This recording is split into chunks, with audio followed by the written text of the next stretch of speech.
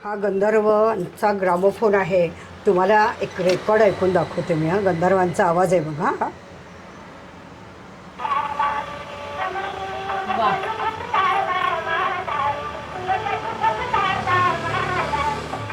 मराठी संगीत रंगभूमीच्या सुवर्णकाळात आपल्या स्वरांनी, अप्रतिम अभिनयाने आणि विलक्षण सौंदर्याने त्यांनी रसिकांच्या मनावर अक्षरशः अधिराज्य गाजवलं. ह्या त्यांच्या आठवणी केवळ छायाचित्रांमध्ये नाहीत,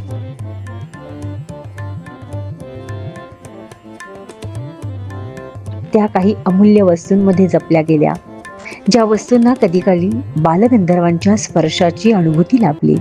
आज आपण अशाच काही दुर्मिळ आठवणींचा साक्षीदार ठरणार आहोत.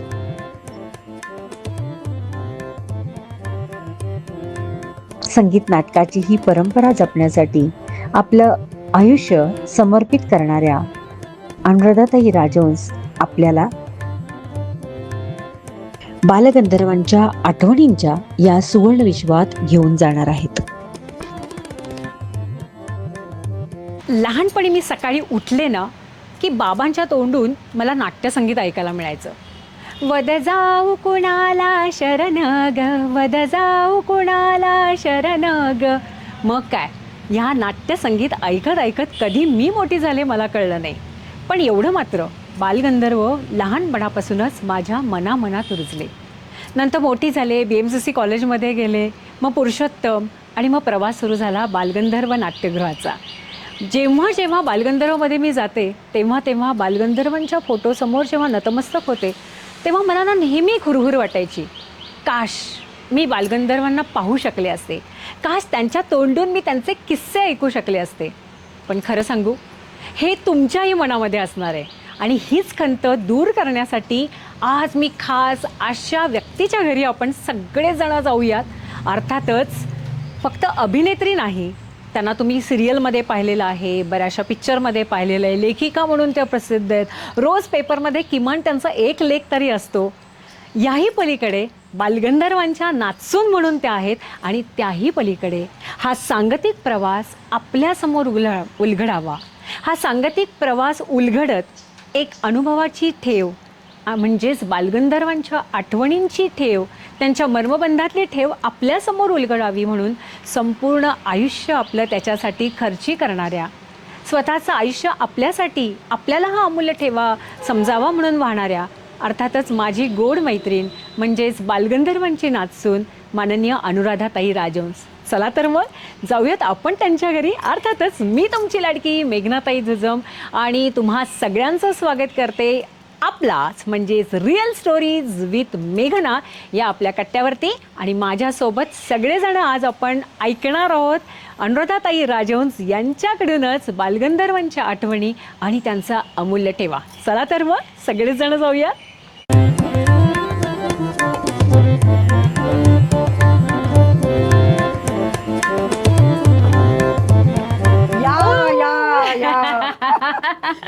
मेघनाताई, स्वागत आहे तुमचं गंधर्वांच्या घरात. थँक्यू. सगळं गंधर्वमय झालेलं सगळं आहे. गंधर्वमय झालंय. वा वा वा, खूपच छान. हे मिस्टर आहेत माझे.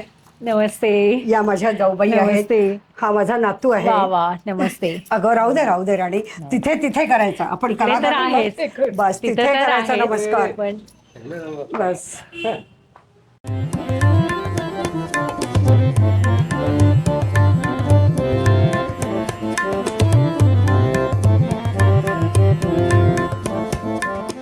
हे बालगंधर्वांच्या मुलगी आहे. हा, ही छोटी मुलगी पद्माताई आणि ह्या मोठ्या. अच्छा अच्छा. गणपती बाप्पा मोरया. मंगलमूर्ती. मोरया. नमस्ते अनुराधाताई, नमस्ते, तुमचं रिअल नमस्ते. स्टोरीज विथ मेघना जुजम ह्या माझ्या कट्ट्यावरती मनपूर्वक स्वागत. थँक्यू. आणि खरं तर आज सुवर्ण अक्षराने लिहून ठेवावा असा हा दिवस की माझी मैत्रीण आणि खरं तर आज बालगंधर्वांच्या नाचसूनबाई यांच्या शेजारी मी बसली आणि आम्ही सगळे आज उत्सुक आहोत बालगंधर्वांचे किस्से ऐकायला. पण तत्पूर्वी मला एक मनामध्ये नेहमी प्रश्न पडतो की खरं तर तुम्ही वाईच्या, त्याच्यानंतर बाबांची बदली झाली, तुम्ही पुण्यामध्ये आलात आणि मग लग्न ठरलं पुण्यामध्ये. आणि तेही राजहंस घराण्यामध्ये, म्हणजे बालगंधर्वांच्या घराण्यामध्ये. काय वाटलं असेल तुम्हाला त्यावेळेला, म्हणजे तो क्षण कसा होता? खरं सांगू का, माझं लग्न त्या मनाने तसं लवकर झालं. म्हणजे मी टीवाय बीकॉमला असतानाच लग्न झालं. पण त्यामुळे त्या काळात मला असं काही खरं तर बालगंधर्वांविषयीचं खूप माहिती नव्हतं. पण जेव्हा जेव्हा मी म्हणजे त्या घराण्यात आले, तेव्हा आमच्या सासऱ्यांकडनं किंवा ह्याच्याकडनं ऐकत गेले. आणि मी तेव्हा गुंतवणूक सल्लागार म्हणून काम करायचे. ओ. तर त्या काळात तसं म्हणजे लोक विचारायचे की राजहंस म्हटलं तुम्ही गंधर्वांच्या घराण्यापैकी आहे का? हो म्हणायचे. मग मी एक एक गोष्टी ऐकत गेले सासऱ्यांकडनं. आणि मग तेव्हा मला कळलं की अरे हे फार मोठं व्यक्तिमत्व खरंय. आहे आणि त्या घरात आपण बरोबर. आलेलो आहोत. आणि आचार्य अत्रेंचं एक खूप सुंदर वाक्य आहे बरं का. अखिल महाराष्ट्रावर ज्या नटसम्राटाने रसिकांच्या हृदयावर तब्बल 4 तप एखाद्या सम्राटासारखं राज्य केलं. म्हणजे असं आहे की त्या काळात एकला नयनाला विषय तो जाहला, ओ. असं त्यांचं स्थान होतं. आणि रसिकांना मात्र बघ ना, म्हणजे स्वयंवर मधल्या रुक्मिणीच्या दागदागिने खरंय. घातलेल्या हो.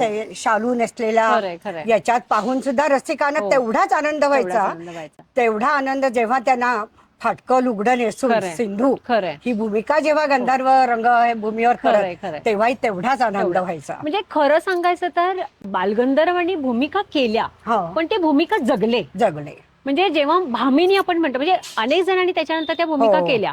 पण जेव्हा मी म्हणते भामिनी, मी हा. द्रौपदी, म्हणजे पटकन, किंवा सिंधू, सिंधू तर विचारला. झटकन आपल्या डोळ्यासमोर फक्त बालगंधर्वच येतात. येतात. आणि म्हणूनच आज खरं तर आम्ही सगळेजण उत्सुक आहोत की बालगंधर्वांचे किस्से आम्हाला तुमच्या तोंडून हो, ऐकायचे. म्हणून तर गदी माडगुळकर म्हणालेत ना की जशा जन्मती तेज घेऊन तारा, जसा मोर घेऊन येतो पिसारा, वा. तसा येई घेऊन कंठात गाणे, असा बालगंधर्व खरंय, आता खरंय. न होणे. खरंय. तू असं म्हटलीस ना की कुठली भूमिका आता रुक्मिणी किंवा स्वयंवर द्रौपदी असं घेतलं की बालगंधर्वच डोळ्यासमोर बरोबर, येतात. बरोबर. म्हणून ते गदी खरंय. माडगुळकर म्हणून गेलेत. खरंय, खरंय.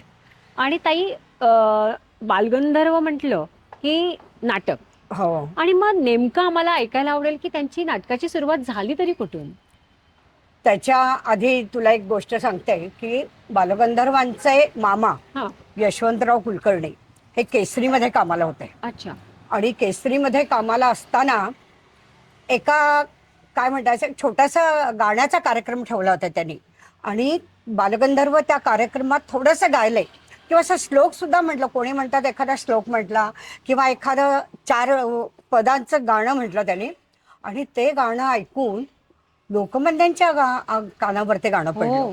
आणि त्यांच्या काय म्हणतो ना प्रासादिक वाणीतनं सहज शब्द बाहेर पडले, अरे हा तर बालगंधर्व आहे. बापरे.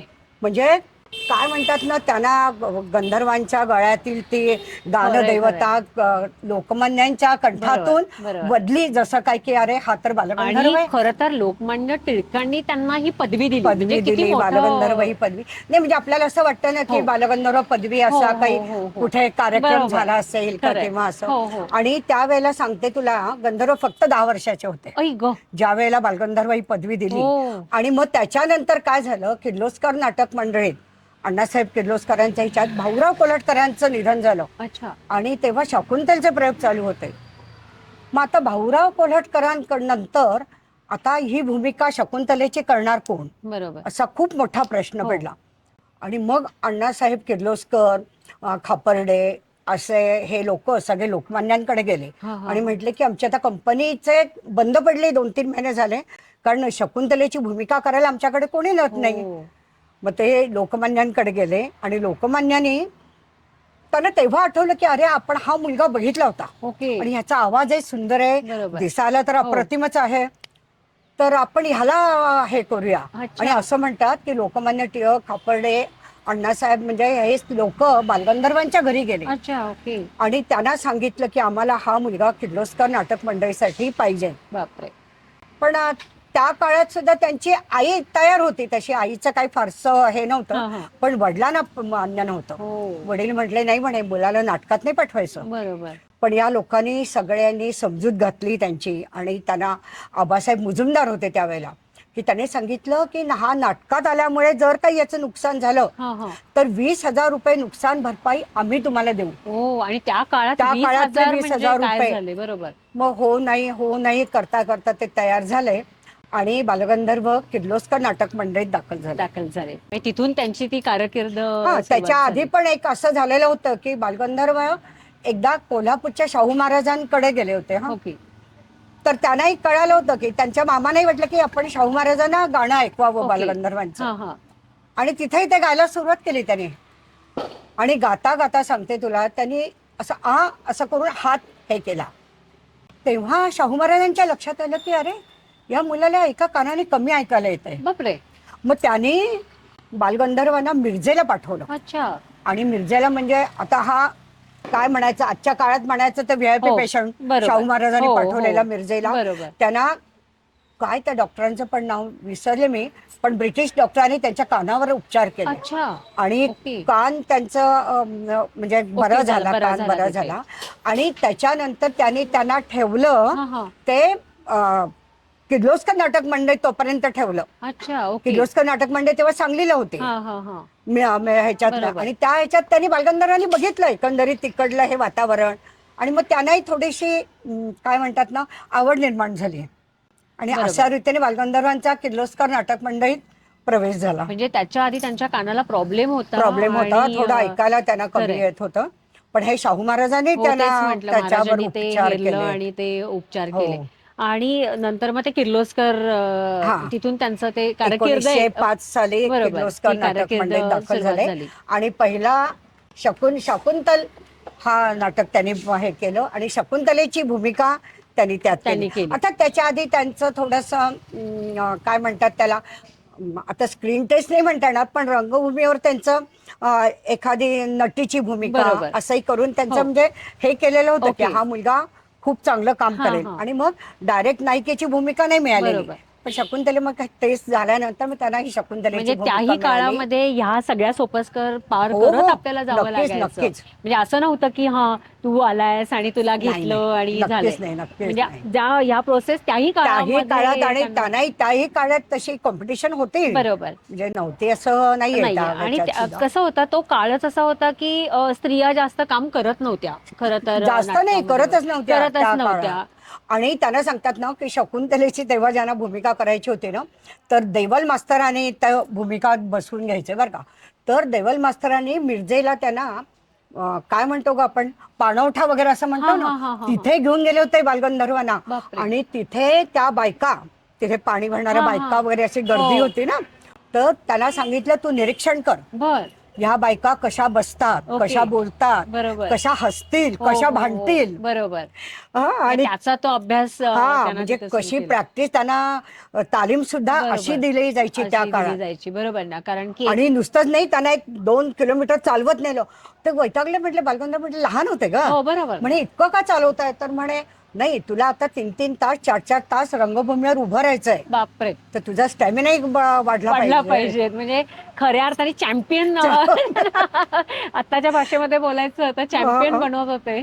आणि खरंच म्हणजे एकंदरीत त्यांचा प्रवास हा असा अगदी छान आनंदात, हॅपीनेस. पण तो काळ म्हणजे आपण म्हणतो की स्त्रिया काम करत हो. नव्हत्या, बालगंधर्व तयार झाले, पण त्यांच्या मनामध्ये असं आलं नाही का की अरे आपण स्त्रियांच्या भूमिका करणार आहोत?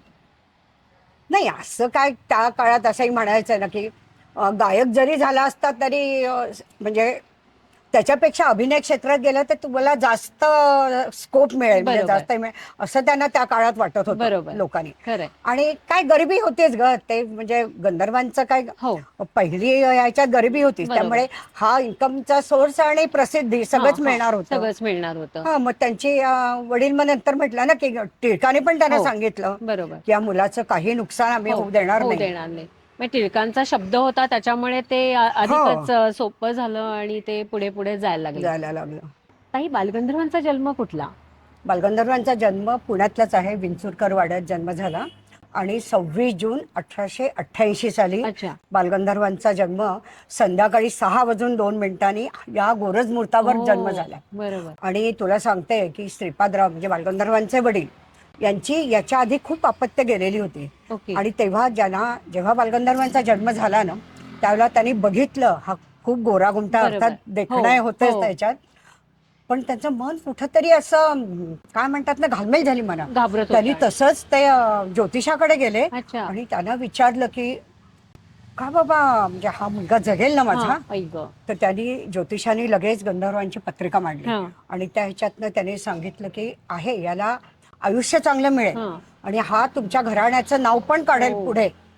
पण काय म्हणतात ना, थोडीशी म्हणजे इतकी विचित्र पत्रिका तो ज्योतिषी म्हणला मी पाहिलीच नाहीये. आई ग. पण ज्या वेळेला त्यांचं प्रत्येक वेळेला उच्च हा, ह्याच्यावर हा, जायचंय ना, हा, हा. त्यावेळेला काहीतरी हो. त्यांच्या आयुष्यात आयुष्यामध्ये वाईट यायचं. घडत गेलेलं आहे, बरोबर. दुःख घडत दुःख गेलंय. झालं. त्यामुळे काय म्हणजे थोडंफार काही लोक त्यांना शापित गंधर्व हा, सुद्धा हा. म्हणतात. ओके. असंही त्यांच्या बरोबर. बाबतीत घडलेलं आहे. म्हणजे माणूस एका हाय लेवलला जातो हा, आणि पुन्हा कुठे सापशिडीसारखा काहीतरी पटकन ते खाली. म्हणजे मानसिकदृष्ट्या बरोबर. त्यांचं हे खच्चीकरण झाल्यासारखं झालं ग. झाल्यासारखं.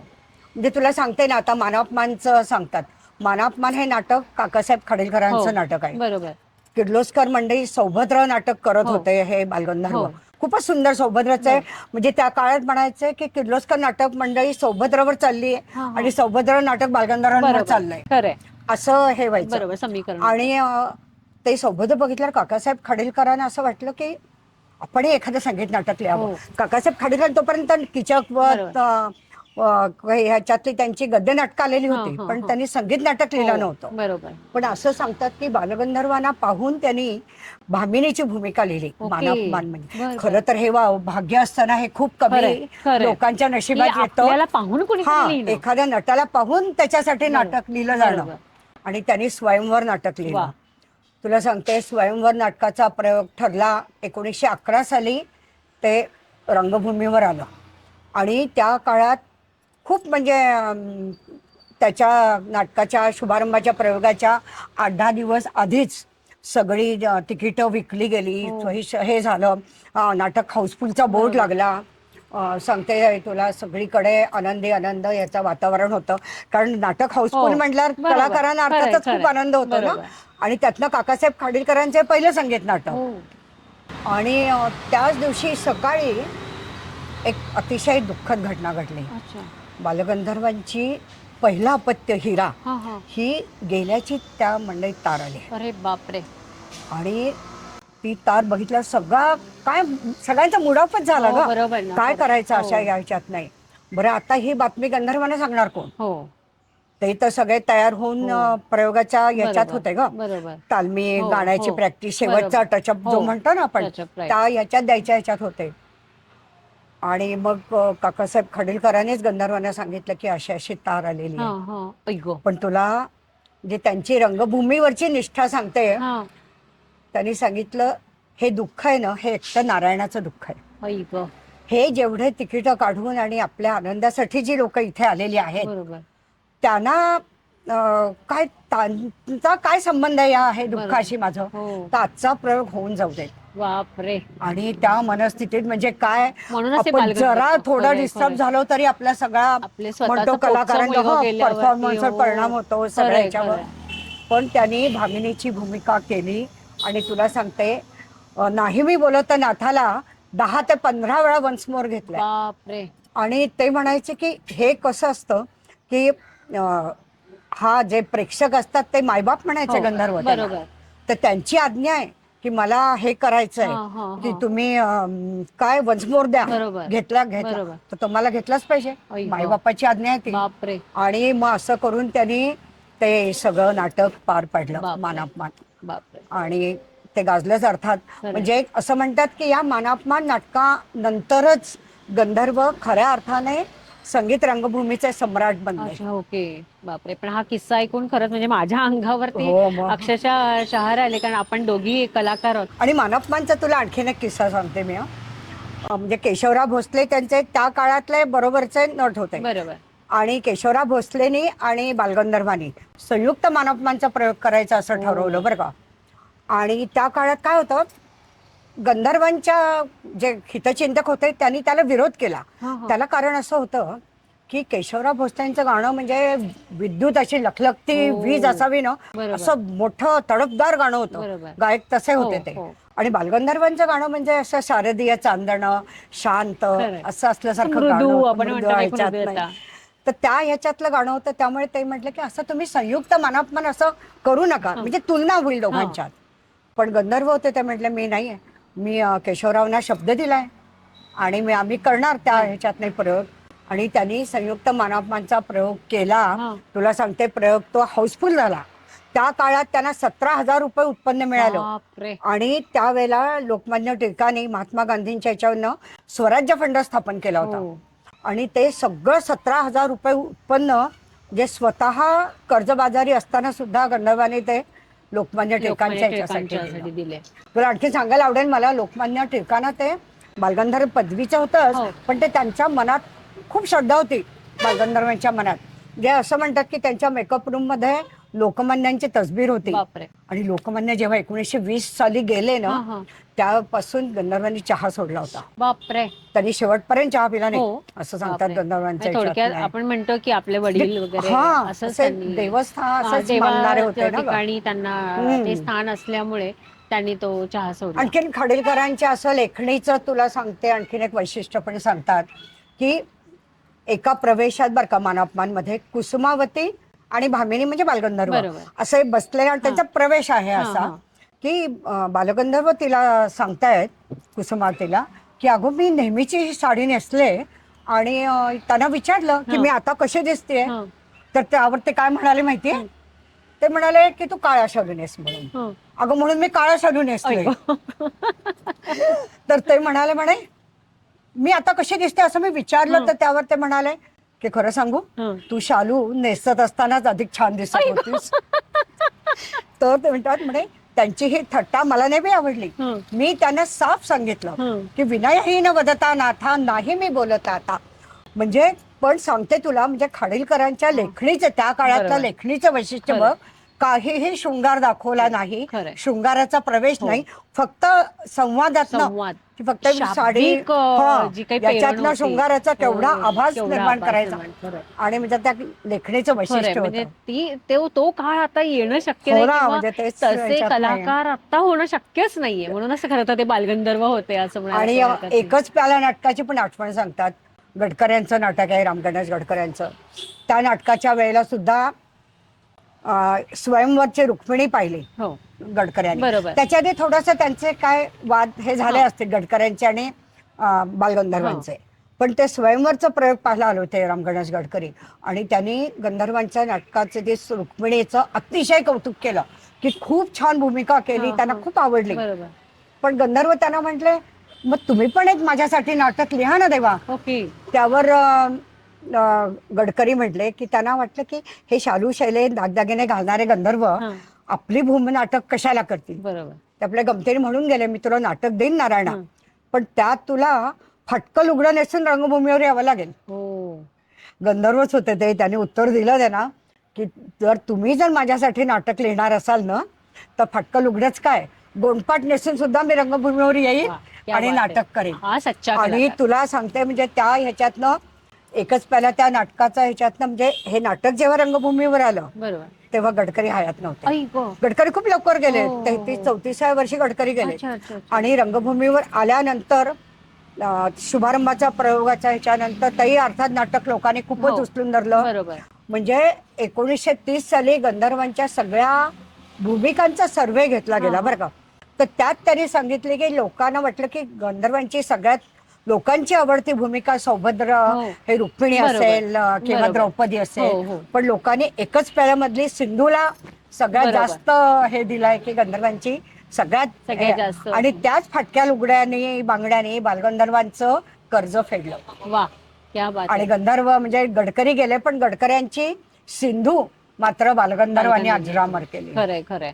म्हणजे प्रत्येक भूमिका अशा त्यांनी जिवंत केलं. मृच्छकटिक नाटकाचा प्रयोग होता त्यावेळेला सुद्धा असं सांगतात की त्यांचा मुलगा कृष्णा त्याचं निधन झालं. अरे बापरे. जे मी जे म्हटलं ना मग अशी शापित, तसंही थोडंफार त्यांच्या आयुष्यात घडत गेलेल्या गोष्टी.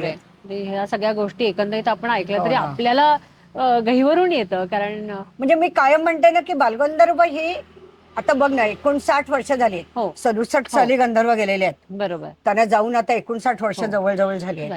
पण अजूनही म्हणजे आता तुझ्यासारखी मुलगी असं याच्यात नाही, बालगंधर्वांबद्दल ऐकून घ्यायला उत्सुक असतात. नाही खरंच याला, कारण ते बालगंधर्व ही व्यक्ती नाही, नाहीच आहे. ते एक विद्यापीठ हो, आहे, खरंच आहे. असं माझं अगदी मनापासून आणि वाटतं. त्या विद्यापीठाचे आम्ही शिष्य आहोत. कारण तुम्ही काय, आम्हाला आम्ही सुद्धा सगळं खरंच आहे. कारण प्रत्येकाला उत्सुकता असते, अरे काय म्हणजे कसे असेल बालगंधर्व, कसं नाटक सुरू झालं असेल, कशा त्या तालमी असतील, ह्याच्यात काय त्यांच्या आयुष्यात झालं असेल. अगं असं म्हणतात की म्हणे बालगंधर्वांना प्रत्येक प्रवेश झाला ना की आज जाऊन अर्धा लिटर दूध प्यायचंय, बापरे. कारण एनर्जी तेवढी जायची हो. ना, वन्स मोर घ्यायचे खरंय. आणि हे घ्यायचं, त्यामुळे तेवढं दूध बरोबर. प्यायचं असं सांगतात, म्हणजे माझे सासरे सांगायचे. आणि प्रत्येक त्या काळात तसं मला एक पुलंचं एक खूप छान वाक्य हां. आठवलं बरं का, हां, हे हां. सॉरी मध्येच हो. आलं, पण ऐक, त्या काळात पुलंचं असं वाक्य होतं की महाराष्ट्राला 3 व्यक्तिमत्व अतिशय प्रिय आहेत. बरोबर. एक शिवाजी महाराज, हो. दुसरे लोकमान्य टिळक आणि तिसरे बालगंधर्व. वा. कारण या नावाचा नुसता काय म्हणतात उच्चार जरी झाला किंवा ही नावं कानी पडली बरोबर. तरी मराठी रसिकाचं मन खरंय. अंगावर मोरपीस फिरल्यासारखं भरून येतं. तेव्हा तर फक्त मोरून मोरपीस, येतं. आता तर आपण मोर होतोय अक्षरशः दोघीजणी. तरी ती खरंय. येत नाही आपल्याला म्हणायचं. पण असं सांगायचं की लोकांना इतके प्रिय होतं. म्हणजे पुण्यातील अत्यंत आनंदाचा दिवस कोणता, हं? तर सकाळी श्रीखंडपुरीचं सुग्रास जेवण, बरोबर. दुपारी वामकुशी, पुणेकरांना हो. झोप प्रिय आहे, 2 ते 4 झोपायचं. 2 ते 4 दुपारी वामकुशी, संध्याकाळी दादांचं म्हणजे लोकमान्यांचं व्याख्यान, वा. आणि रात्री गंधर्वांचं नाटक. वा. पुणेकरांचा दिवस संपला. आपला काय सुंदर असेल किती ते. सुंदर वाक्य बापरे, ना, खरंच. मला इतकं आवडतं, मी ते खरंच. हायलाइट करते माझ्या प्रदर्शनात कायम, खरंच आहे, खरंच की आहे. पुण्यातील अत्यंत आनंदाचा दिवस कोणता. बरोबर. तर असं आणि तसं तुम्ही ताई म्हणालात की अक्षरशः जेव्हा एखादी स्त्री भूमिका आपल्याला करायची आहे, तर आपण जशी तयारी करतो मेकअप वगैरे, हा. तसं बालगंधर्व काय काय तयारी, म्हणजे तुम्ही मगाशी बोलता अगं. बोलता म्हणालात की बर्फ हो. वगैरे. नाही ते तर होतं, पण त्यांना मेकअपला म्हणे 1.5-2 तास लागायचे. बापरे, म्हणजे त्या मग ते काळात स्त्री सुद्धा? वेशातलं सगळं, त्यांच्या साड्या सुद्धा 9वारी नसायच्या, हा, हा. 11वारी साड्या असायच्या म्हणे, बापरे. पण त्या हे सोगा सोडायचा हा, ना हा, त्याचं हो, हो, हो. पुढे वगैरे हो, असं, हो. तर 11वारी साड्या असायच्या, त्याच्यात नाही. मेकअप बापरे. करताना कुणाशीही बोलायचं नाहीत, बापरे. एकदम स्ट्रिक्टली त्यांच्या मेकअप रूममधनं हे सांगायचं आहे. आणि एक सांगते तुला की ते असं काय म्हणतात का, तर दंतकथा हा, हा. आहे की बालगंधर्व कुठेतरी हळदीकुंकाला गेले आणि तिथे त्यांना ओळखलं नाही. बापरे. ते असं हाताने जेव्हा त्याने पानाने असा चुना घ्यायला गेले तेव्हा कळालं की हा माणूस आहे. बापरे. कारण बायका आपण जनरली चुना असा हा, याने हा, घेतो हा, ना, हा. तसं सांगतात, पण असं काही घडलं घडलं नाही. नाही. त्याला कारण असं आहे की बालगंधर्व मेकअप रूम म्हणजे नाटक झालं की सगळा हे उतरवून मेकअप उतरवूनच हा. बाहेर यायचं. अच्छा. फक्त त्याला एकच अपवाद असा आहे की बालगंधर्वांनी कान्होपात्रेचा प्रयोग पंढरपुरात केला. हो. तर पंढरपुरात तो प्रयोग झाल्यानंतर लोक इतकी अशी इमोशनल झाली ना, ते बरोबर. नाटकाच्या, ती कान्होपात्र हो. देह ठेवते हो, विठ्ठलाच्या हो. पायी वगैरे आहे बरोबर. ना, तर त्या ह्याच्यातनं लोकांना म्हटलं नाही म्हणे कान्होपात्रा म्हणजे रंगभूमीवर आली आणि म्हणे हो. आम्हाला कान्होपात्रेचं दर्शन घ्यायचंय, आम्हाला कान्होपात्रेला भेटायचं आहे. बापरे. तर हे तोपर्यंत मेकअप रूम मध्ये गेलेले, बरोबर. ते आवाज ऐकून बाहेर आले म्हणे, हां. तसेच आलं हां, याच्यात हां. नाही. आणि लोक त्यांना विठ्ठलाच्या देवळात घेऊन गेली पंढरपुरात, बापरे. आणि तिथे त्यांनी आगा वैकुंठीच्या राया हा अभंग म्हटला. वा वा वा वा. काय वातावरण असेल. काय असेल अगं आम्ही वातावरण. आता आमची कानोपात्रा करते ना, हो, हो. त्याच्यात तिने आता पंढरपुरात हा आगा वैकुंठ म्हणजे अंगावर अक्षरशः शहर खरंच आहे. त्या आहे. काळात लोकांची काय हो, काय अवस्था झाली असेल. ना. आणि ते सुद्धा पंढरपुरातल्या विठू माऊलीच्या समोर आणि त्या गाभाऱ्यामध्ये तिथे त्यांनी आपण ते देह ठेवला. ठेवला. त्या तिथे आपण कानोपात्र्याचा अगं याच्यात वैकुंठीच्या नाही. राया म्हणायचं म्हणजे आणि बापरे. तुला सांगू का, एक त्यांचं म्हणायचं ना की मग ती भक्तिरसाची भूमिका असो, वीररसातले भामिनी असो बरोबर. म्हणजे हे करणारी, हो, हो. किंवा रुक्मिणी असो हो. म्हणजे शृंगारिक हो. भूमिका असो, कोणतीही भूमिका असली ना तरी ते सोनं करत त्या भूमिकेचं. काय म्हणजे असा नट पुन्हा होणे नाहीच नाही. असं मला वाटतंय. ताई, खरं तर बालगंधर्व आणि पु ल देशपांडे यांचं नातं म्हणजे काय, म्हणजे त्याचं वर्णन काय करावं अगदी, तर ते जरा मला सांगा ना. पु ल देशपांडे म्हणजे बालगंधर्वांचे भक्तच होते ग. खरंय. ते कायम म्हणायचे की माणसाचं म्हणजे राजहंस आडनावावरनं पण म्हणायचे हं. की माणसाचं आडनाव कसं त्याला शोभेचं असायला पाहिजे. हो. म्हणजे गंधर्वांचं आडनावच राजहंस आहे. बरोबर. म्हणजे राजहंस म्हटलं ती व्यक्तीच आपल्या समोर आली पाहिजे, खरंय. असं या ह्याच्यात नाही. म्हणजे सुंदर म्हणायचं दिसणारा तो राजहंस. हा. आणि खूप पुलं काय खरंय, गमतीच खरंय. म्हटलं ना. एका ठिकाणी पुलंने असंही म्हटले की मी गेल्यानंतर माझ्या समाधीच्या तिथे फक्त एवढंच वाक्य लिहा की मी बालगंधर्वांना पाहिलं आहे आणि मी बालगंधर्वांना ऐकलं आहे. वा, क्या बात आहे. काय हो, म्हणजे किती म्हणजे प्रेम. बालगंधर्वांना रंगभूमीवर पाहून असं ते म्हटलेत की पडदा वर जायचा, रंगमंचावर लाईट्स यायचे, बरोबर. लाईट्स पडले की नांदी सुरू व्हायची, हो. नमन नटवरा सुरू व्हायचं. बरोबर. आणि त्या ह्याच्यातनं खरं सांगते की म्हणजे हा क्षण भोगायला, हा पाहायला आपण जिवंत आहोत, खरंय. ह्याचं आपलं नशीब आहे. खरंय. म्हणजे त्यासाठीच आपण जगलो. का जगलो? तर हा एक क्षण भोगण्यासाठी. वा. आणि असे अनंत क्षण ज्या व्यक्तीने आपल्याला दिले, बरोबर. त्याचं नाव नारायण श्रीपाद राजहंस वा. उर्फ बालगंधर्व. पुलंनी असेल ह्यावं. हो, अगो पुलंनी एके ठिकाणी असं पण म्हटलंय की त्या गंधर्वांच्या गळ्यातील स्वरदैवता एका क्षणापुरती जरी माझ्या गळ्यात आली ना, तर मी खुद्द बालगंधर्वांनाच म्हणेन की जोहार मायबाप जोहार. क्या बात म्हणजे आहे. गंधर्वाने जोहार जोहार करून सगळ्या हो. लोकांना हे केलं, पण पुन्हा मी खुद्द बालगंधर्वांनाच म्हणेन. म्हणजे आम्ही म्हणे, माझे वडील म्हणे दिवाळीला एक वेळ मला कपडे घ्यायचे नाहीत आम्हाला, पण गंधर्वांचं नाटक आहे, नाटक पाहायला जायचं, तेव्हा आम्ही नवीन कपडे आणि हे घ्यायचो म्हणे नाटक पाहायला म्हणजे तीच जाताना. दिवाळी? हां, हीच दिवाळी. बापरे. म्हणजे इतकं निस्सीम प्रेम. त्यांच्या समोर पेटी वाजवण्याचं भाग्य मला मिळाले असं पुलंनी एके ठिकाणी म्हटलंय. हो, म्हणजे पु ल देशपांडेंनी तिथेही पेटी वाजवली हो, त्यांच्या नाटकात. बालगंधर्वांच्या समोर ते मला भाग्य मिळालेलं आहे. हो, म्हणजे खरं काय बालगंधर्व हा पंचाक्षरी मंत्र आहे. हो. आणि असं म्हणतात की एखाद्या मंत्राचं कसं की आपण तो जितक्या वेळा म्हणतो तितकं त्याचं फळ मिळत जातं. बरोबर. तसा हा पंचाक्षरी मंत्र आहे म्हणे. खरंय, खरंय. जे कलाकार ज्यांना याच्यावर करिअर करायचं, हे करायचं, आता बालगंधर्वाला जायचं, बालगंधर्वाला जायचं, बालगंधर्वाला जायचं, हे सुद्धा आपण बालगंधर्वांचा त्याचा हो, खरंच आहे, मंत्र खरंच आहे, जपतोय. खरंच आज आहे. मला बालगंधर्वावर जायचं आहे, आणि माझं नाटक कुठे खरंच आहे. म्हणजे बालगंधर्वावर आहे. प्रत्येक कलाकाराची ही इच्छा असते हो. की आपल्याला एकदा तरी बालगंधर्वमध्ये ती आपली कला सादर करायला सादर मिळालीच कार्य. पाहिजेत. आणि रंगमंदिर आहे, हो, रंगमंदिर. त्याच्या पण मी तुला आठवणी खूप हो. सांगते बालगंधर्व रंगमंदिराच्या. हा हा हा. म्हणजे असं म्हणतात की बालगंधर्व रंगमंदिर म्हणजे पुलं आणि तेव्हा भुजंगराव कुलकर्णी आणि नागगोरे ओके. असे हे लोकांच्या काय म्हणतात प्रयत्नातनं असं त्यांनी ठरवलं की पुण्यात एक बालगंधर्वांचं स्मारक व्हावं. हो. तर ते कसं करायचं, तर ते बालगंधर्व रंगमंदिर बांधून. ओके. आणि तेव्हा पुलंनी अर्थातच म्हटल्याप्रमाणे खूप पुढाकार घेतला होता. थोडा विरोधही झाला, कारण ती जागा तेव्हा होती ती काय अशी फार पुण्यात मध्यवस्थित नव्हती. तर म्हणे इथे नाटक पाहायला कोण येणार. तेव्हा पुलं म्हणाले नाही आले तर मी त्याचं गोडवून करीन, ऐक. पण मला इथे बालगंधर्वांचं रंगमंदिर बांधायचं. इथे ठाम राहील. आणि एक सांगते की पुणे शहरात बालगंधर्वांचं बांधण्यात त्याचा उद्देश असा होता की बालगंधर्वांचा जन्म पुण्यात झाला, हो. त्यांना बालगंधर्व ही पदवी पुण्यात मिळाली, बरोबर. त्यांच्या नाटक काय म्हणतात संगीत रंगभूमीवरील कारकीर्द पुण्यात बहरली बरोबर. आणि अखेर ते अनंतात विलीन हो, झाले तेही या पुण्यात. पुण्यातच. त्यामुळे पुणे शहराचं त्यांच्या मनात खूप महत्त्वाचं होतं. त्यामुळे पुण्यात बालगंधर्वांचं स्मारक व्हावं ही त्यांची अशी त्यांची खूप मनोवणी इच्छा होती. बरोबर. आणि ते स्मारक बांधलं बालगंधर्वांचं रंगमंदिराचं. 1964 साली बालगंधर्वांनी स्वतः त्याचं भूमिपूजन केलं. अच्छा, ओके. हा. मी त्यांच्या हस्तेच त्याचं हो, भूमिपूजन देखील झालेलं. भूमिपूजन बालगंधर्वांच्या हस्ते झालं. बरं. मग ते थोडंसं रखडलं 4-5 वर्षानंतर. म्हणजे त्या बालगंधर्व रंगमंदिराच्या ह्याच्यात तुला माहिती असेल की नाही माहिती नाही मला, पण आता जो झाशीच्या राणीचा पुतळा आहे ना, तो रंगमंदिराच्या कॅम्पसमध्ये होता पूर्वी. अच्छा, ओके. आता तो बाहेर काढलेला आहे हो, हो, ह्याच्यात. हो. तर तेव्हा एका पुणेकराने पुलांना विचारलं की ही झाशीची राणीचा पुतळा ह्या रंगमंदिरात कशासाठी. हा हा हा. तेव्हा त्याला पुलांनी उत्तर दिलं होतं की ही झाशीची राणी आपल्याला सांगेल की मी बाई असून पुरुषाला लाजवेल अशी कामगिरी केली आहे. बरोबर.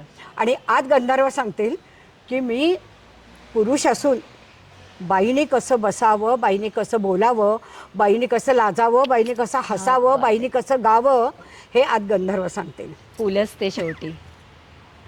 खूप खूप पुलांच्याही याच्यात नाही. मी मगाशी म्हटलं तसं की महाराष्ट्राची 3 व्यक्तिमत्व प्रिय आहेत महाराष्ट्राला, खरंय. याच्यात नाही. आणि गंमत सांगते, या बालगंधर्व रंगमंदिराचं जेव्हा उद्घाटन झालं त्यावेळेला म्हणजे बालगंधर्व हयात नव्हते. अच्छा, ओके. तर त्याचंही वर्णन पुलाने इतकं सुंदर केलंय हा, हा. की रंगमंचावर जणू चांदण्यांचा सडा पसरलाय. हा.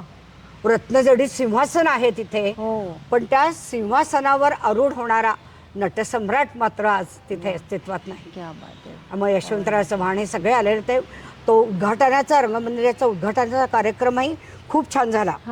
आणि तिथे त्या गदी माडगुळकरांचं ते आहे ना, हो. रतीचे जया रूप लावण्य लाभे, कुलस्त्री जसे हास्य ओठात शोभे, सुधेसारखा स्वाद आणि अमृत गाणे, असा बालगंधर्व आता न होणे. हे काव्यसुद्धा पुलाने सांगते तुला. हे ते देऊळकरांची ती 2 मोठी पोर्ट्रेट आहेत ना, गंधर्व स्त्री वेशात आणि पुरुष वेशात, ती बघितल्यानंतर पु ल गदिमांकडे गेले आणि त्यांना म्हणाले की इथे 4 ओळी मला तयार करून द्या, या फोटोच्या खाली आम्हाला ह्या 4 ओळी लिहायच्या आहेत. आणि गदिमांनी असं म्हणतात की एका बैठकीत त्या जशा जन्मती आणि हे रतीचे जया रूप लावण्य लाभे या ओळी यांना पुलांना तयार करून दिल्या. गदिमा शेवटी म्हणजे त्या आजही मला वाटतं कोणी त्या ओळी आणि हे वाचल्याशिवाय रंगमंदिरात प्रवेश कोणताही कलाकार करणार नाही. म्हणजे कुठल्याही देवळामध्ये जसं प्रवेश करण्याच्या आधी मंदिरच आहे ग. आपण कलाकार म्हणतो ना कायम की हे मंदिरच असतात आपले. मंदिरच आहे. म्हणून तर व्यासपीठावर जाताना आपण नमस्कार का करतो? खरंच की तो व्यासांसाठी असतो, म्हणूनच म्हटलं व्यास मुनींसाठी असतो. त्यामुळे व्यासपीठावर कधीही उशिराही जाऊ नये असंही म्हणतात. कारण व्यासमुनी येऊन बसलेले असतात आधी. त्यामुळे व्यासपीठावर आपण वेळेवरच गेलं पाहिजे. हे तर काय सरस्वतीचे. आणि मला तर कायम वाटतं सांगू, बालगंधर्व ही व्यक्ती नव्हती, ती गॉड गिफ्टेड होतं. खरंच आहे, तेवढं मात्र. त्यामुळे कोणी त्यांच्यासारखा होणे नाही हे तितकंच खरं आहे. बरोबर. ताई, त्या काळामध्ये मी असं ऐकलंय की बालगंधर्व जेव्हा म्हणजे त्यांना स्टेजवरती आता यायचंय, एखादी भूमिका ते करतायत, तर त्यांना म्हणे खऱ्या साड्या वगैरे लागायच्या, म्हणजे जरी बिरीच्या. तर ते खऱ्या सांगते, साड्या तर खऱ्या होत्या, शालू शेले. बापरे. आणि दागिने पण खरे घालायचे गंधर्व, म्हणजे सोन्याचे. असं खरे सोन्याचे दागिने घालायचे. बापरे. ते काय, आता आपण रंगभूमीची सेवा करतोय, मग रुक्मिणी खोटे दागिने का घालेल? रुक्मिणीची भूमिका करते म्हणजे ते प्रश्न पुन्हा असं आपल्यालाच विचारायचं. आणि मग ते खोटे दागिने. एकदा तर त्याने हट्ट धरला की रुक्मिणीला मला आत्ताच्या हे 4 शालू पाहिजेलेच आहेत. बापरे. ते शालू मी रंगभूमीवर येणार नाही. म्हणजे त्यांचे लहान भाऊ त्यांचे मॅनेजर होते, ते म्हटले अरे आहेत शालू, आपण ते नेसूया.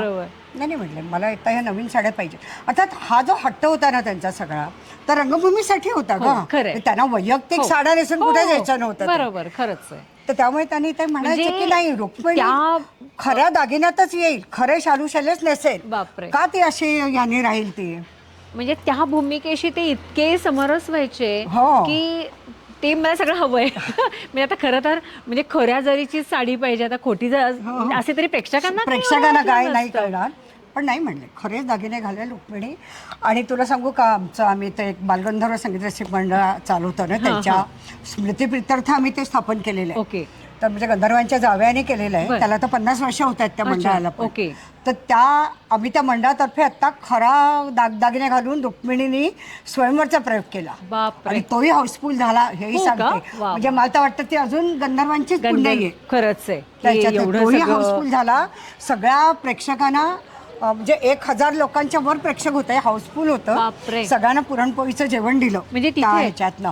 ते काय अत्तर सुद्धा बालगंधर्व हे करायचे ना, त्यात सुद्धा म्हणायचे की आता शृंगारिक नाटक चालू आहे, त्याच्यात रुक्मिणी आहे, द्रौपदी आहे, भामिनी. याच्यात मग लोकांच्या चित्तवृत्ती ज्या नाटक पाहायला येत आहेत त्या पण प्रफुल्लित असल्या पाहिजेत, त्यांनी म्हणजे ते एन्जॉय करतील नाटक. त्यामुळे ते असं अत्तर, पॅरिसहून अत्तर आणायचंय, खरे दागदागिने सगळं म्हणतात रंगभूमीसाठीच. मी तर हेही ऐकलंय की समजा फॉर एक्झाम्पल मला नाटकातून 100 रुपये मिळणार आहेत, तर बालगंधर्व सगळेच्या सगळे म्हणे ह्या अशासाठीच, म्हणजे अगदी ते गजरे वगैरे वाटायचे. म्हणून तर काय शेवटी असं हे आलं म्हणतात ना, वाईट काळ ह्याच्यात नाही, पण रंगभूमीसाठीच केलं त्याने. म्हणजे असं काही स्वतःच्या वैयक्तिक याच्यासाठी त्याने काही केलं नाही. बरोबर. म्हणजे रंगभूमी वरचा देवच आपण त्यांना म्हणूया. म्हणजे असं त्यांचं दैवत रंगभूमी आणि ते रंगभूमीचं प्रेक्षकांचं दैवत ते. वा वा, काय किस्सा आहे हा. आणि ताई, म्हणजे गंमत म्हणून मी विचारते की खरं तर बालगंधर्व आणि तुम्ही तर असं म्हणतात की तुमच्या राशी पण सेम आहेत, काही गुणांचं मिलन पण आहे. आणि मला असं वाटतं की म्हणूनच की काय तुम्ही आज संगीत नाटक जगावं म्हणून त्यासाठी तुमचं आयुष्य तर त्याच्यासाठी पेरलंच.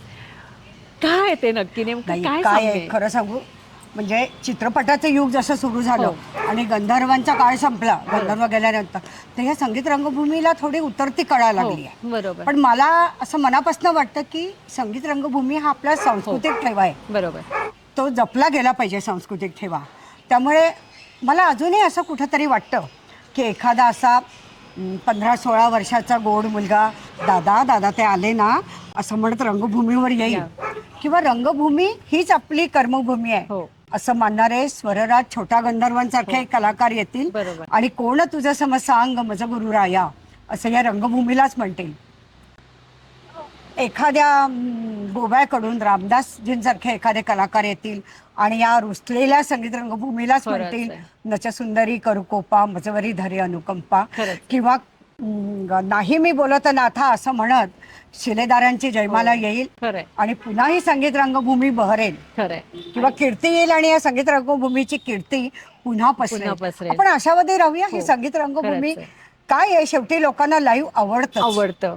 आपण कितीही वेळ जरी चित्रपट टीव्ही बघितला आणि एखादा जर लाईव्ह एखादा हो. परफॉर्मन्स असेल तर तो आपल्याला बघायला आवडतो. बरोबर. हा मनुष्य स्वभाव आहे. खरंच आहे. त्यामुळे संगीत रंगभूमी पुन्हा बहरावी अशी मनापासून इच्छा आहे. आणि ती नक्कीच बहरत जाऊ आणि तुम्ही आहातच की तुम्ही आहात आणि त्याच्यानंतरची तुमची पुढची पिढी आहे आम्ही आहोत आणि ती जगवलंच पाहिजे. जगवले पाहिजे. कारण ती सांस्कृतिक आपली ठेवा आहे आपला संस्कृतीचा तो सांस्कृतिक जपला ठेवा आहे. गेलाच पाहिजे. गेलाच पाहिजे. कारण काय आहे ना पुलंचं पुन्हा पुलं आले बघ हं. माझ्या म्हणजे पुलं गंधर्वांचे फॅन आणि मी पुलंचे हो. फॅन.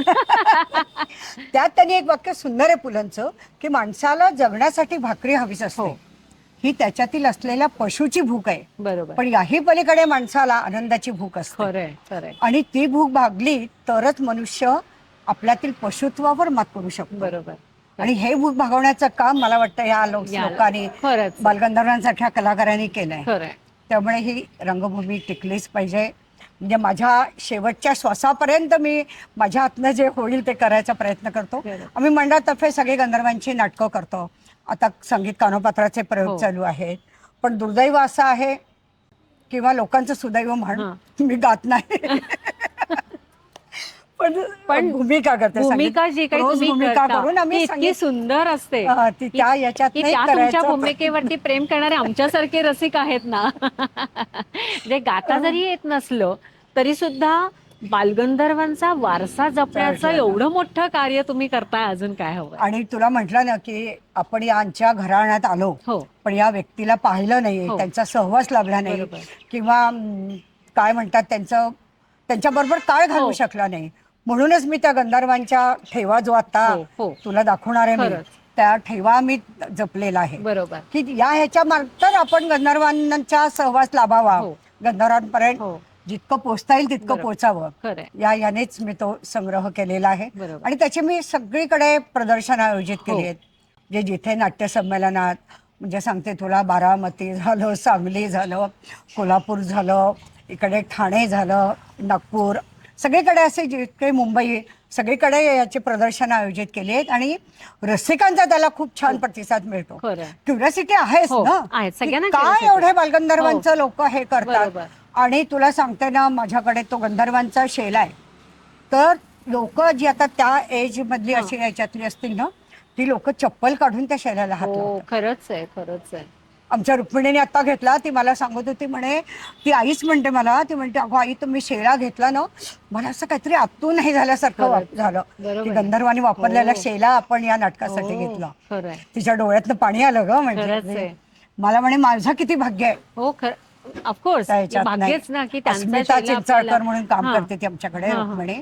अतिशय सुंदर काम केलं आणि तिला तो शेला या प्रयोगात घेतला होता वा वा वा. स्वयंवरच्या ह्याच्यात. खूपच छान. आणि तुमचं कार्य असंच पुढे आणि मला एक सांगू का आपण जी ही अशी काय म्हणायचं स्वातंत्र्य उत्तर काळात जन्मलेली आपली पिढी आहे ना ती आपण थोडेसे दुर्दैवी आहोत असं मला वाटतच. म्हणजे असं बघ ना की लोकमान्य टिळकांची स्वराज्य हा माझा जन्मसिद्ध हक्क आहे आणि तो मी मिळवणारच ही सिंहगर्जना आपण आपल्या कानाने नाही ऐकू शकतो. खरंच आहे हं? खरंच आहे. नाही मजसी नाही परत मातृभूमीला ही सावरकरांची काय काळीच पिळवटून टाकणारी हा काही आपण आपल्या कानाने नाही ऐकू शकलो. हं तू मुझे खून दो मैं तुम्हें आझादी दूंगा ही सुभाषचंद्र बोसांची. तसंच बालगंधर्वांची अन्नदाते रसिक मायबाप हो ही अंगावर मोरपीस फिरवणारी हाक सुद्धा आपण आपल्या कानाने ऐकू नाही शकलो. पण आमचं भाग्य हे की आज आमच्या समवेत तुम्ही आहात आणि तुमच्या तोंडून आम्ही ते किस्से ऐकतोय. हो पण तशी तुलना होऊ शकत नाही लागत. ते गंधर्व होते ग. पण तरी सुद्धा आज तुम्ही एवढं मोठं हे कार्य जे काही हाती घेतलंय तर ते तुम्हाला जरी वाटत असलं तरी आमच्यासाठी ते खूप मोठं आहे आणि त्यामुळे बालगंधर्व आजही आमच्या हृदयामध्ये आहेत याची जाणीव आम्हाला होते कुठेतरी त्या याच्यातून. त्यांचीच पुण्याई आहे. आम्ही ते म्हटलं ना तुला, मंडळासाठी आम्ही जेव्हा काय स्पॉन्सरशिप मागायला जातो नाटकासाठी वगैरे, पण त्यांची पुण्याईच इतकी मोठी आहे ना की कोणीही आम्हाला आतापर्यंत नाही म्हटलेलं नाही बरोबर. या मंडळा ह्याच्यासाठी खरंय, म्हणून. खरंय. आणि मग जेव्हा नितीन देसाईंनी बालगंधर्व सिनेमा तयार करायचं हां. ठरवलं त्यावेळेला मी त्यांना सगळं उपलब्ध करून दिलं. हो. माझ्याकडला ठेवा हा. बरोबर. कारण तेच आहे ना की बालगंधर्व तरुण पिढीला कळावेत, हो. हाच त्याच्यातला मुख्य खरंय. हेतू होता. बरोबर. तेही आहे हो ना, आणि ते समजलंच पाहिजे. समजलं पाहिजे नाही त्याच्यात. ताई आतापर्यंत इतके वेगवेगळे किस्से सांगितलेत, अजून काही किस्से ऐकायला खरंच आम्ही उत्सुक आहोत.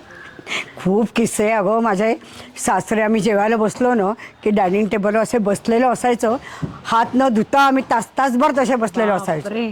मला एकदा आमच्या सासऱ्यांनी सांगितलं होतं की गंधर्वासाहेब नाटक मंडळीत चहाला उशीर झाला. त्याने एकदा उठल्या जनरली चहा प्यायची सवय असते ना, चहाला उशीर झाला तर ते चिडले गंधर्व. त्या माणसाला विचारलं की का रे बाबा चहा इतका उशिरा का?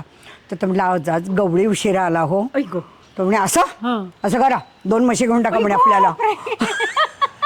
आणि त्याच्या सांगतात 2 म्हशी गंधर्व नाटक मंडईत होत्या बापरे. त्या सगळ्या लोकांना. आणि मी मगाशी म्हणता ना गंधर्व दूध प्यायचंय आणि हे हो, हो. प्यायचंय त्या ह्याच्यात नाही, तर 2 म्हशी गंधर्व नाटक मंडईत होत्या. तिथेच ताज्या म्हणजे त्या म्हशी आणून ठेवल्या होत्या, हो. त्याचं ताजं दूध काढायचं आणि प्यायचं. हो, बाप. त्या रेल्वेतनं पण त्यांना नेल्याचा उल्लेख अरे आहे. बापरे. लगेचच्या याच्यात मालगाडीच्या याच्यात नाही, असं दौऱ्यावर. म्हणजे जिथं जिथं दौरा तिथं म्हशी पण सोबत. म्हणजे ताजं दूध.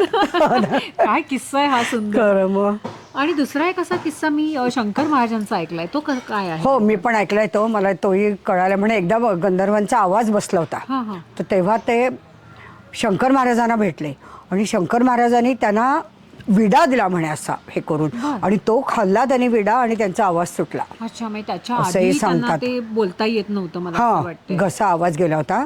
ते बर्फाचं पाणी पण बर्फाचं प्यायचं माहितीये, बापरे. म्हणजे आंघोळी बर्फाच्या पाण्याने, पण पाणी पण बर्फाचं थंड पाणी प्यायचंय म्हणे म्हणजे सतत. सतत. अच्छा, म्हणजे आपण जे साधारण आत्ताचे कलाकार हो. ते असं गरम पाणी पितो, हो. तर बालगंधर्व गार पाणी, प्यायचे, थंड बर्फाचे पाणी प्यायचे म्हणजे. म्हणतात. हो आणि ना. त्याच्या चेहऱ्यावरती मला असं वाटतंय की ते बर्फ वगैरे त्या हो. काळामध्ये लावायचे. हो ना. आणि अजून एक तो किस्सा आहे जेवणाचा, तो काय आहे नेमका? हा, असं एक सांगतात की म्हणे गंधर्व नाटक कुठल्या दौऱ्यावरनं आले होते हां, हां. आणि रेल्वे स्टेशनवर असे मध्यरात्र वगैरे झालेली होती, आणि तेव्हा त्या कलाकार सगळ्यांना भुका लागल्या होत्या ग, नाटक संपून हो, चालले हो. होते. तर तिथे शंकर महाराजांनी म्हणे जेवणाची सोय केली. अच्छा. आणि त्यांनी म्हणजे गंधर्व नाटक ह्याच्यातले बिल द्यायला लागले, त्यांना कुणाला द्यायचं म्हणे बिल, तर म्हणे ठीक आहे बघू नंतर, अरे बापरे. असं म्हणाले ते, आणि गुप्त झाले म्हणे. अरे बाप. असा पण किस्सा सांगतात. काही किस्से, इतके किस्से आहेत हो खरं ना. तर आपल्याकडे. शंकर महाराजांनी असंही म्हणतात ते एकादशीच्या दिवशी ह्यांना गंधर्वांना विठ्ठलाच्या रूपात दर्शन दिलंय. अरे बाप. असं आता काय, आता हे लोक काय, शेवटी बरोबर. आपली श्रद्धा आहे हो, ग, खरं. कोणी काही म्हणो त्याच्यातनं, पण असं म्हणतात की त्यांना विठ्ठलाच्या रूपात दर्शन दिलेलं आहे. आणि कदाचित असूही असूही शकेल, कारण शकेल. की शेवटी ते बालगंधर्व होते. अगं असं म्हणतात ना की गंधर्व नाटक मंडळीत गणपती सुद्धा बसवायचे, असा पण उल्लेख आहे. कारण काय व्हायचं, 3-3, 4-4 महिने दौरे असायचे ना, बरोबर. मग कोणी कलाकारांना असं वाईट वाटतं ना, घरी गणपती बसलेत आणि आपण इथे, तर त्यामुळे गंधर्व नाटक मंडळीत गणपती उत्सव सुद्धा साजरा करायचे अरे ते. वा. हो, म्हणजे कारण ही लोकांना असं फॅमिली तयार होमसिक, झालेली हा होती. होमसिक होऊ नयेत असे लोक बरोबर. कलाकार, खरं, खरं. त्यामुळे गणपती बसवायचा उल्लेख आहे. बापरे. खोटच माझ्या त्या संग्रहात नाही की गणपती हो, हो, उत्सव हो. केलेले आहेत आणि गंधर्वांनी. ग्रेटच. असा बालगंधर्व पुन्हा खरंच होणे नाही.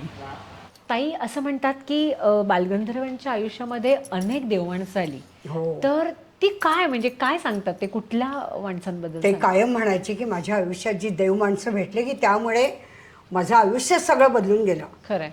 आणि आपण तर म्हणतो की ते स्वतःच एक देव माणूस हो, होते. बरोबर. आता इथे बघ, मी अण्णासाहेब किर्लोस्करांचा फोटो लावलेला आहे. बरोबर. पहिले देव माणूस हो. भेटले. नंतर बाळ गंगाधर टिळक लोकमान्यांनी त्यांना पदवी दिली, लोकमान्यांनी बालगंधर्व ही, ते देव माणूस. काकासाहेब खाडीलकरांच्या नाटकामुळे त्यांना संगीत रंगभूमीवरचं सम्राट पद प्राप्त झालं. बरोबर. म्हणजे हे सगळे गुरुच होते ग त्यांचे. बरोबर. नंतर मग त्यांना कोल्हापूरचे शाहू महाराजांनी, त्यांनी त्यांच्या कानाचं ऑपरेशन करून घेतलं. बरोबर. त्यांना गंधर्व नाटक मंडळी जेव्हा पुण्यात म्हणजे महाराष्ट्रातच नाही, महाराष्ट्राबाहेर गुजरातमध्ये पण गेली होती, तर तिथे सयाजीराव होते गायकवाड हो, बडोद्याचे, हो. त्यांचाही त्यांना राजाश्रय मिळाला होता. ओके. भादव खेरांसारखे व्यक्ती त्यांना भेटली. त्यांना विचारलं की अरे नाना म्हणायचे, त्यांचं पेटनेम नाना होतं गंधर्वांचं, तर आम्हाला तुमच्या त्या सुवर्ण काळातल्या काहीतरी आठवणी सांगा नाना. तेव्हा बालगंधर्व म्हणाले होते की आता त्या राजहंसाचे पक्क गळून पडलेत सगळे, ऐक. आता उत्तरचा काळ, आता काय सुवर्ण काळाचे आम्ही काय आठवणी सांगणार. त्यावर भादवखेर त्यांना म्हणाले होते की राजहंसाचे पंख कधीच गळून पडत नसतात, तो कायम शेवटपर्यंत काय सरोवरात विहारच करत असतो. किती सुंदर. बापरे. खूप देव माणसांचं त्यांच्या ह्याच्यात नाही म्हटलं ना, म्हणजे त्यांना नाट्यसंमेलनाचं अध्यक्षपद जेव्हा बालगंधर्वांनी घेतलं ना, तेव्हा त्यांनी भाषणात सांगितलं होतं की तुमच्या पुढे काकासाहेब खाडीलकरांच्या पादुकाच उभ्या आहेत आणि त्या तुमच्याशी बोलतायत असं समजा. बापरे. म्हणजे किती त्यांच्या मनात, गडकऱ्यांबद्दलही त्यांच्या मनात अतिशय काय म्हणतात ना त्यांना, एक आदर, भक्तिभाव भक्तिभाव होता. होता. लोकमान्यांचं तर मगाशी सांगितलंच मी तुला, म्हणजे तसबिरीची पूजा होती त्यांच्या ह्याच्यात नाही. म्हणजे एक गुरु आणि भक्त हो. अशी नाती त्यांची ह्या त्यांच्या सगळ्यांशी ह्याच्यात होती. आणि ते कुठेतरी म्हणतात की त्यांच्यामुळे आज मी घडलोय. त्यामुळे ही त्यांच्या आत्याबाईंना पण ते खूप मानायचे. तसंही हरिहत्या म्हणून त्यांच्या आत्याबाई होत्या.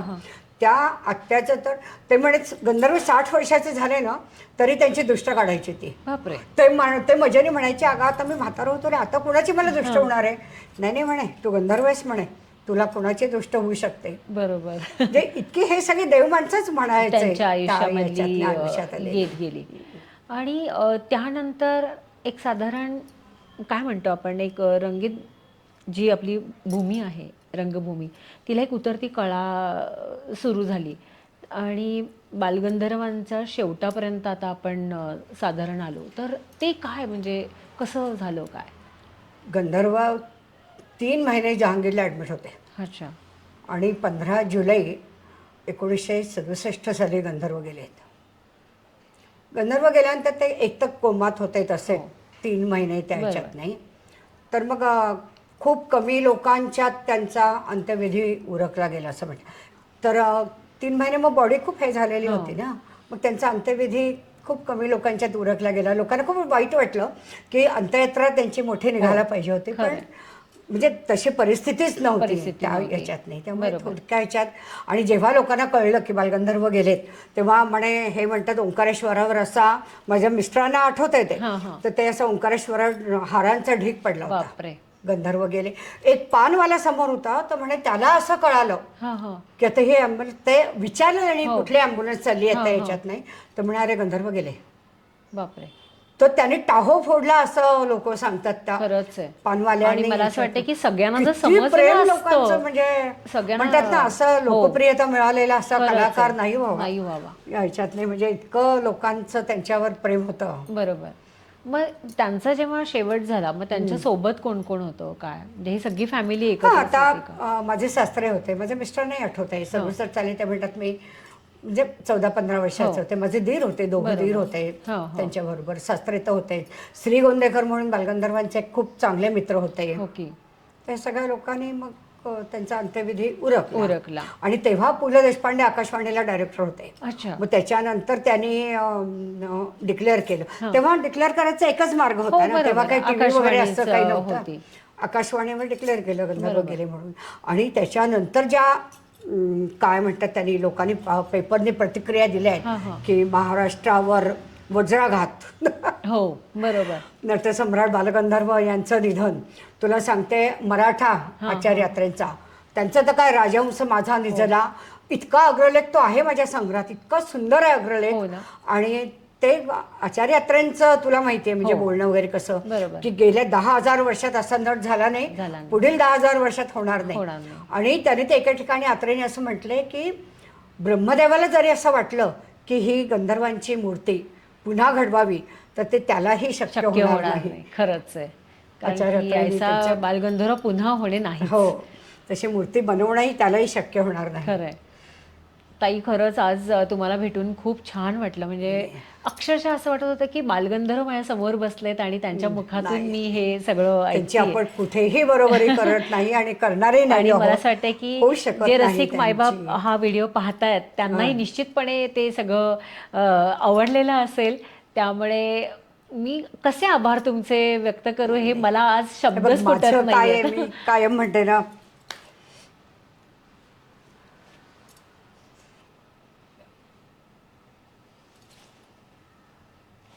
तुम्हालाही आज अक्षरशः भरून आलं. कारण खरंच आज म्हणजे म्हणूनच म्हटलं की आज मीही इतकी स्पीचलेस झाली आहे की मलाही शब्द आज बाहेर पडत नाही आहेत. आज इतक्या त्या आठवणी सगळ्या तुम्ही आम्हाला ताज्या करून दिल्या. नाही म्हणजे तरुण पिढीला हे उपलब्ध करून खरंय, द्यावं खरंय. आणि त्यांना कळावेत बालगंधर्व, बरोबर. हाच माझा त्याच्या मागचा हेतू आहे. खरंच आहे आणि त्यासाठी तुम्ही इतकं झगडताय. म्हणजे मी फक्त तुम्हाला सांगितलं येणार आणि तुम्ही बापरे काय तुमचे सगळ्यांचे आभार म्हणावे. एवढं सगळं तुम्ही उपलब्ध करून दिलं आणि हे केवळ आणि केवळ आजच्या तरुण पिढीला बालगंधर्व माहिती व्हावेत आणि हा त्यांचा कारण काय आहे ना, आपल्यासाठी आपल्या ठरला. लोकांचं आपणच हो, करणार आहे ना. खरंच आहे. आपल्या लोकांचं बाहेरचं येऊन हो, कोण करणार कोण आहे? करणार आहे. बरोबर ते हो की ते नाही? ते तुमचं बरोबरच आहे. पण त्यामुळे तुमच्यामुळे आपल्याला आज- शक्य आहे तेवढं आम्ही करायचा प्रयत्न करतो. खरंच आहे. पण कौतुक ह्याचं की आज ह्या वयात देखील म्हणजे मी तर हे वय मी तरुणच म्हणणार आहे त्यात काही वादच नाही. ह्या वयात देखील आज तुम्ही एवढं दूर प्रवास करून जाता, एवढं सगळं प्रदर्शन मांडता, तिथं त्यांचे किस्से सांगता. इट्स नॉट माझ्याकडे सांगू का, अशा 4-5 फुलस्केपच्या वह्या त्या काय म्हणतात त्यांच्या लोकांच्या अभिप्रायाने भरलेल्या आहेत. वा. म्हणजे मी अशी लोक बघितलीत की गंधर्वांचा शेला मी तुला दाखवते म्हटलं ना, शेल्यापर्यंत जाताना लोक चप्पल काढून तिथे जातात. बापरे. म्हणजे किती लोकांना त्यांच्याबद्दल हे होत आहे, माझ्या डोळ्यांनी बघितलेलं आहे पाहिलेलं मी. आहे. आणि म्हणूनच म्हटलं ना, याचा सहवास नाही लाभू शकला आपल्याला. खरंच आहे. म्हणजे थोडेफार आपण करंटेच आहोत असं खरंच आहे. वाटतं मला. पण आज तुमच्या म्हणजे आम्हाला सहभाग म्हणजे नाही लाभू शकला आपल्याला सगळ्यांना सहभाग. पण आज तुमच्यामुळे आम्हाला आज त्यांना कुठेतरी फील करतोय, म्हणजे त्यांना टच करतोय, फील करतोय, त्यांना जाणून घेतोय. ह्याच्यासारखं मला असं वाटतंय की भाग्य दुसरं माझ्या आणि आपल्या सगळ्यांच्याच आयुष्यामध्ये दुसरं कुठलं नसावं असं मला वाटतंय. त्यामुळे तुमचे आभार तर कसे मानू मी, मला आज शब्द मगाशी जसं म्हटलं तसं सुचत नाही आहेत. पण मी तुमच्या ऋणामध्येच राहू इच्छिते ताई. आभार वगैरे काही हे नाही, मी तेच म्हटलं ना की माझं काय म्हणतात ना, हे पॅशन आहे माझे. हो. गंधर्वांचं याच्यात नाही करणं म्हणजे पॅशन आहे माझी ते. आणि आई भवानी करो मी की म्हणते ना, असंच पॅशन राहू. खूप अभिमान आहे मला. हो. आपण त्यांच्या घराण्यात त्यांची नाचसून आहोत याचा मला प्रचंड अभिमान आहे. खरंच आहे. खरं. आणि ते कार्य आज तुम्ही चालू ठेवलंय. म्हणजे फक्त प्रदर्शन नाही तर आज तुम्ही इतक्या जगभर तुम्ही संगीत नाटक आज वाचावं म्हणून आज मगाशी तुम्ही गमतीने म्हणालात की मला गायला येत नाही. पण तुम्ही ज्या भूमिका करताय तिथे त्या भूमिका असं वाटतं की स्टेजवरती यावं आणि तुमच्या अक्षरशः नतमस्तक व्हावं. इतक्या तुम्ही त्या भूमिका जिवंत केलेल्या आहेत. खरोखरच ताई आज आणि हा तुझा एक जादू मोठेपणा आहे, तुझा मोठेपणा. भाव तोची देव, देव तोची भाव, भाव तोची देव, देव तोची भाव, या अर्थी संदेह धरू नका, भाव तोची देव. काका तुम्ही बालगंधर्वांची तिसरी पिढी हो. आणि अशी पिढी हां. की ज्यांनी बालगंधर्वांना नुसतं पाहिलेलंच नाहीये तर तुम्ही त्यांच्यासोबत राहिलाय सुद्धा. तर ते जरा आम्हाला ऐकायला आवडेल खरं तर. मी त्यांची सेवा पण केलेली आहे. अरे वा. कारण हा माझं मोठं भाग्य आहे. खरंच आहे, खरंच माझ्या आहे. हाताचं नशीब आहे. खरं आहे. आणि तेव्हा केवढे होतं म्हणजे तुम्ही म्हणताय की मी सेवा साधारण केली. 13-14 वर्षाचा होतो. अच्छा. आम्हाला त्यातलं फारसं कळत नव्हतं, पण आपल्याकडे खूप मोठी व्यक्ती आहे. हां हां हां. आणखीन खूप लोक सारखी येतात जातात येतात, आम्हाला त्याचा खूप अभिमान अभिमान वाटतो. वाटायचा. हां. आणि प्रत्यक्ष केव्हा म्हणजे काय एखादा प्रसंग मला सांगा ना की जो तुम्हाला अजूनही आठवतोय. आता माझ्या मुंजीतलाच प्रसंग सांगतो. ओके. तर माझ्या मुंजीला बालगंधर्व आले होते. अरे वा. आणखीन त्यांच्यासोबत काढलेला एक फोटो आहे, हां हां. तो मी तुम्हाला दाखवतो. ओके. हा तो फोटो आहे. अरे वा वा वा. खाली बसलेले बालगंधर्व, मागे माझे वडील आणि पलीकडे माझी आई. किती सुंदर फोटो. आणि मला असं वाटतंय की 1963 सालचा फोटो. हा 1963 साली तुमची मुंज झाली आणि तेव्हाचा हा फोटो आज आपण पाहतोय. आणि काका त्यांच्या समवेत म्हणजे काकांच्या मुंजेला बालगंधर्व हजर होते तेव्हा. आणि आताच काका म्हणाले तसं की बालगंधर्वांची सेवासुद्धा काकांनी केली त्या काळामध्ये. काका खरोखरच खूप छान वाटलं मला. आणि तिसरी पिढी आज म्हणजे तुमच्या मिसेस अर्थातच माझी लाडकी मैत्रीण अनुराधाताई आज एवढं छान काम करतायत, तुम्हीही त्यांना साथ देताय, त्याबद्दल खरोखरच खूप छान वाटतंय की तुम्ही हा अमूल्य ठेवा जपून ठेवला आहे सगळ्यांनी. आणि आता तुमची पिढी, पुढची पिढीसुद्धा आता सक्षम झाली आहे की तो ठेवा सगळ्यांच्या समोर मांडावा. आणि आज खरं तर आज भेटण्याचा किंवा आज हा संवाद साधण्याचा योग जो काही आला तो त्यासाठीच की ताई म्हणायला नाही, हे पुढच्या पिढीला सगळं समजावं, त्यासाठीच खरं तर हा खटाटोप आहे. आणि तुम्ही आज मुंजीची आठवण सांगितली, तुम्ही सेवा केली होती तेही सांगितलं, त्याबद्दल मी खूप खूप आपली आभारी आहे. धन्यवाद. तुमची चौथी पिढी म्हणजे बालगंधर्वांची, how you feel? I feel privileged to be in a family ज्याच्यामध्ये एवढे दिग्गज कलाकार होऊन गेलेत. आणि त्यांचं सगळं हे जपणं किंवा हे माझ्या सासूबाईंनी फार सुरेख पद्धतीने केलं आहे. आणि त्या म्हणजे मी आता 15 वर्ष बघतीये, त्या खूप मनापासून आणि हे करतात. आणि आय जस्ट होप की आम्हाला पण इतकं छान त्यांच्यासारखं करता येईल आणि ते करावं तुम्ही, अशी मी इच्छा व्यक्त करते. कारण तुझी चौथी पिढी, आता 5वी पिढी पण लगेच तयारच आहे. म्हणजे तुम्ही चौथ्या पिढीने हे सगळं, कारण हा एवढा सगळा संग्रह करणं, त्याला जपणं आणि तो लोकांसाठी अवेलेबल करणं आणि तिथंच जाणं, म्हणजे खरं तर हे धनुष्य पहिल्यासारखंच आहे. म्हणजे आणि ते त्याच करू शकतात.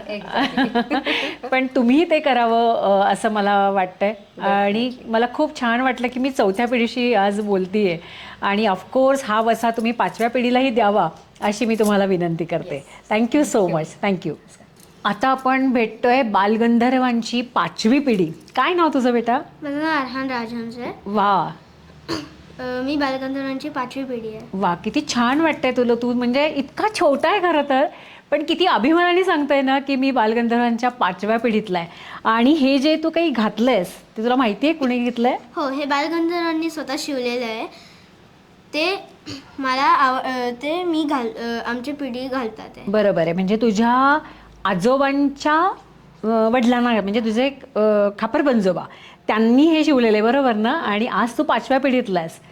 तर खरं तर तू छोटा आहेस, म्हणजे तुला अजून काही तसं समजत नसेल, पण तरीसुद्धा घरामध्ये रोज तू बालगंधर्वांची गाणी वगैरे ऐकतच असशील ना? हो, कधी कधी ऐकतो. मग तुला एखादं कुठलं आवडतं रे त्याच्यातलं?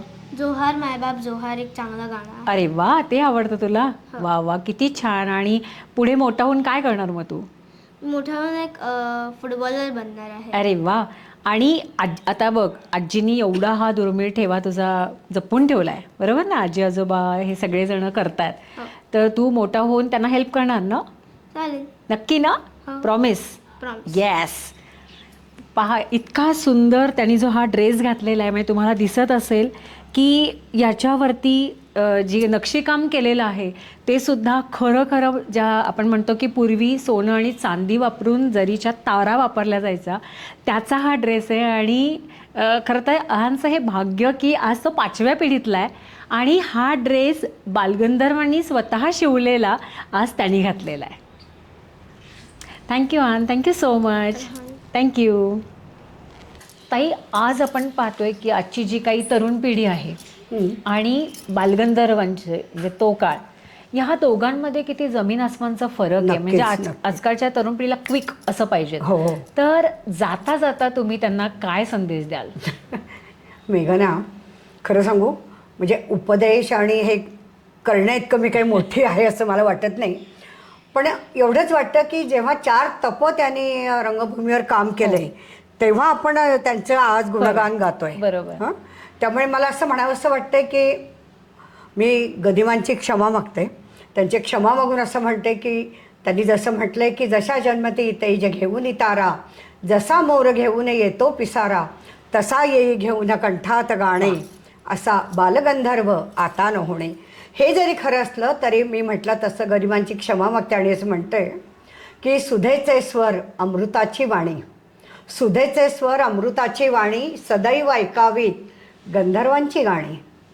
रसिक मनातील हा मर्मबंधातील ठेवा, असा बालगंधर्व पुन्हा पाहावा, असा बालगंधर्व पुन्हा पाहावा. ताई खरोखरच आपण इतके भावूक झालो सगळेजण आजच्या या बालगंधर्वांच्या आठवणीतला. खरंच हा एक मर्मबंध होता आणि मला असं वाटते की ह्या रेशीम गाठी आज आम्ही सगळेच आमच्यासोबत घेतलं आहे सगळ्यांनी तुमच्याकडून. तुमच्या डोळ्यातले अश्रूच खरं तर हे सांगतायत की असा बालगंधर्व पुन्हा होणे नाही. आणि मला खूप छान वाटलं तुमच्याशी आज संवाद साधताना. खरं तर आज तुमचे आभार मानू की तुमच्याबद्दल काय म्हणू हे मलाच सांगता येत नाही आहे, इतकी मीही भावना प्रधान झालेली आहे. पण हा जो काही अमूल्य ठेवा तुम्ही आज जपून ठेवला आहे आणि आज जो आमच्यासाठी तुम्ही उलगडलात, त्यासाठी मी जगभरातील रसिक मायबाप जे आहेत त्यांच्यातर्फे मी आपली आभारी आहे. आणि आज रिअल स्टोरीज विथ मेघना जुजम या कट्ट्यावरती तुम्ही हे सगळं ओपन केलं, मनमोकळेपणाने बोललात, मनमोकळेपणाने आम्हाला हे सगळं दाखवलं, सांगितलं. आणि हा अमूल्य ठेवा तुम्ही स्वतः सगळीकडे जाऊन फिरताय, तो दाखवताय. ह्या तुमच्या कार्याला आमच्याकडून एक ग्रेट सॅल्यूट. आणि खूप धन्यवाद. तुम्ही आलात, माझा हा ठेवाचा घेतला तुम्ही त्याचं हे करून. त्यामुळे मी म्हणते ना, माझ्या शेवटच्या श्वासापर्यंत मी हा ठेवा जपणार. खरं आहे. म्हणजे आज तुमच्या भावना ज्या दाटून येत आहेत त्याही सांगतायत आपल्याला की ताईंचा श्वास हाच म्हणजे बालगंधर्वांचा ठेवा आहे. आणि जसं मगाशी मी म्हटलं की ती तुमच्या दोघांची रास अशी सेम आली आहे ना, तर त्यांचं कुठंतरी एक छोटंसं काम कुठंतरी राहून गेलं असेल आणि ते तुमच्या रूपामध्ये तुम्ही सगळीकडे सांगताय की काय, अशी त्या परमेश्वराची इच्छा असेल. आणि परमेश्वर तीही तुमची इच्छा पूर्ण करो आणि अशाच खूप छान अशा हसत राहा. कारण एवढ्या मोठ्या तुम्ही असून सुद्धा अजूनही पाय जमिनीवर. मी खरंच तुम्हाला सांगेन आज सगळ्याच कलाकारांना की कलाकार एक दोन जरी नाटकांमध्ये किंवा काम केलं की आपण हवेमध्ये जातो. पण आज आपल्यासमोर बसलेली फक्त एक अभिनेत्री नाही आहे, फक्त एक निवेदिका नाही आहे, फक्त एक कलाकार नाही आहे. किंवा टी व्हीवरती कधी काळी आपण बातम्या देताना पाहिलं आहे, खूप सारे सिरियल्समध्ये पाहिलं आहे, चित्रपटातून पाहिलं आहे, किंवा बालगंधर्वांच्या नाचून आज एवढं मोठं काम करतायत. असं म्हटल्यावरतीच खरं तर काय ॲटिट्यूड असायला पाहिजे होता. पण असं डाऊन टू अर्थ खरंच आपल्याला असं राहिलं पाहिजे. आणि जमिनीवर आपले पाय असतील तरच मला असं वाटतं की परमेश्वराचा सुद्धा आपल्याला आशीर्वाद लाभत असतो. ताई खूप खूप मी मगाशी जसं म्हटलं, मला शब्द सुचत नाही आहेत की तुमचे आभार कसे मानावेत. आणि तुम्ही ह्या कट्ट्यावरती मनमोकळेपणाने सगळं सांगितलं. तुमच्या संपूर्ण परिवाराने खरं तर आज मला ही खूप छान साथ दिली. आणि सगळ्यांना पाहायला मिळालं की बालगंधर्वांची पुढची पिढीसुद्धा काय आहेत. आत्ता काकांनीसुद्धा इतकं सुंदर सगळं सांगितलं. काकू आज स्वतः होत्या की त्यांनी अगदी छान आम्हाला अक्षरशः खाण्याचं सुद्धा इतकं सुंदर केलं. तुमच्या हातची खिचडी खायला मिळाली, इतकं छान वाटतंय. अगदी आम्हाला सगळ्यांनाच अगदी भरून आलंय आज. म्हणजे असं वाटतंय की ही इंटरव्ह्यू संपूच नाही, हा शूटही खरं तर संपूच नाही, असंच कुठंतरी वाटतंय. आणि पुन्हा एकदा मी आपली आभारी आहे. आणि मला असं वाटतंय की हा एकच एपिसोड आपला व्हावा आणि असे खूप आपण एपिसोड करूयात आणि पुन्हा पुन्हा भेटत राहूयात. आणि पुन्हा एकदा मी रिअल स्टोरीज विथ मेघना जुजम या आमच्या कट्ट्याकडून तुमचं मनपूर्वक मी तुमची आभारी आहे. मेघना, तुझ्या काय म्हणतात, तुझ्या कार्याला आणि तुझ्या कामालाही माझ्याकडनं खूप खूप शुभेच्छा. थँक्यू. आणि आपले शुभेच्छा आणि आशीर्वाद अशाच पाठीशी असू देत ताई. नक्कीच. धन्यवाद. धन्यवाद.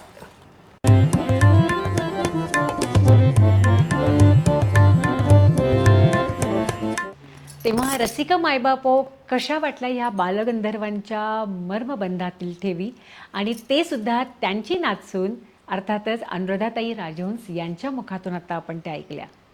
त्यामुळे तुम्हाला त्या कशा वाटल्या हे मला कमेंट करून सांगायला विसरू नका. आणि हो, बालगंधर्वांचे जे काही संगीत नाटकं होती त्याच्यातलं कुठलं पद तुम्हाला जास्त आवडतं आणि बालगंधर्वांच्या कुठल्या भूमिकेवर तुम्ही सगळ्यात जास्त प्रेम करता हे कमेंट करून सांगायला मला विसरू नका.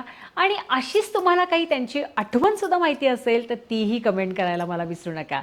तेव्हा हा व्हिडिओ तुम्हाला आवडला असेल तर त्याला लाईक करा, फॉरवर्ड करा. आणि हो, असेच नवनवीन सुंदर जे रिअल स्टोरीजवालेच व्हिडिओ मी तुमच्यासाठी घेऊन येत असते. पुन्हा तसाच घेऊन येणार आहे. त्यामुळे चॅनल आत्ताच फॉलो करून ठेवायला सुद्धा विसरू नका. तोपर्यंत धन्यवाद, बाय बाय आणि जय हिंद. मेघना, अगं हा शेला बघितलास का? हो. हाच तो गंधर्वांनी स्वयंवरमध्ये रुक्मिणी वा, वापरलेला शेला आहे. किती सुंदर. आणि त्या काळातला मला त्या वाटतं काळातला original असेल 100 का? हो 100 वर्षापूर्वीचा शेला आहे हा साधारण. हा गंधर्वांचा ग्रामोफोन आहे. तुम्हाला एक रेकॉर्ड ऐकून दाखवते मी. हा गंधर्वांचा आवाज आहे बघा. हा वा.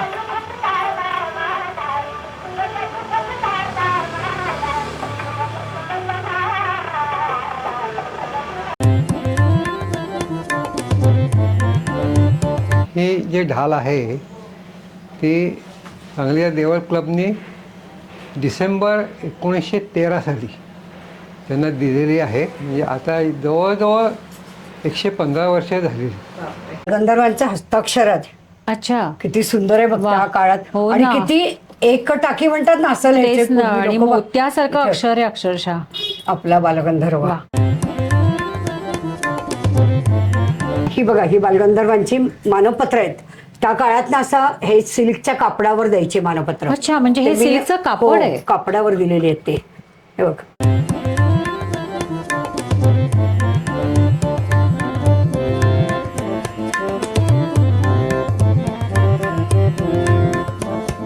हे आपण आता पाहतोय त्या बालगंधर्वांचे जे काही पेपर मधली कात्रण आहेत ती पाहतोय आपण.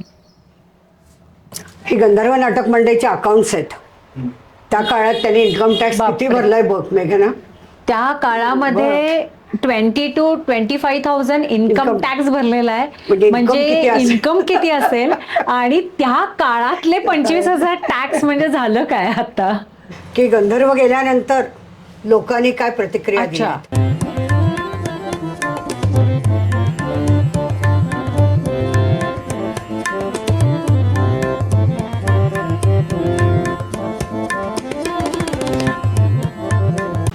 या विजयालक्ष्मी पंडित आहेत.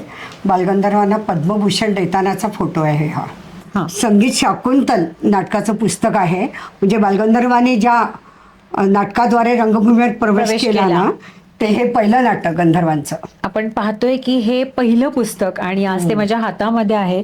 संगीत शाकुंतल नाटक, ज्याच्यातून आपल्याला शकुंतलेची खरं तर भूमिका. बालगंधर्व मिळाले असं म्हणायला हरकत नाही. हो. आणि आज हे प्रत्येक पान आपण उलगडतोय खरं तर ह्या पुस्तकातलं.